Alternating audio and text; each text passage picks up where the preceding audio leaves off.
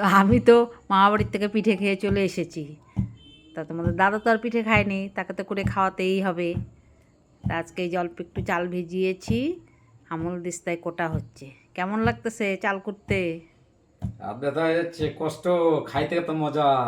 তো খাইতে তো মজাই লাগে, করার সময় তো কষ্ট। এই এই যে যে কুটতে যে তেলটা বানাচ্ছে, আমি তো পারি না এটাতে চাল কুটতে, এক্সারসাইজ হয়ে যাচ্ছে। প্রচণ্ড হাত ব্যথা করে আমার। মিক্সিতে করব বললাম, বললো কি দাও আমি কুটে দিই, তুমি চাইলে দাও। তো এখানে কোটা হচ্ছে চাল। আর শীত আসলে তো পিঠে পুলি খেতেই হবে। আবার শীত মানে যেটা যেই দিনে স্বাদ, শীতের দিনে যেমন পিঠা পায়েস খেতে স্বাদ, গরমের দিনে কিন্তু সেই জিনিসটা আবার স্বাদ লাগে না। তা চলো আমি এখানে চালনি নিয়ে বসে পড়েছি চাল চালার জন্য। এই যে এখন গুঁড়া পড়বে। আজকে ভাজবো না পিঠে, গুঁড়া কেটে রেখে দিব, কালকে ভাজবো। তো গুঁড়া কুটে নিই, কালকে আবার যখন পিঠা বানাবো তোমাদের সাথে আবার শেয়ার করব কি পিঠা বেশি কিছু পিঠা ভাজবো না তো। তোমাদের দাদা তো এমনি ডায়াবেটিসের রুগী, মিষ্টি তো করবোই না, হয়তো সরা পিঠা ভাজবো আর কিছু একটা করব। তো চলো গুঁড়া কুটে নিই।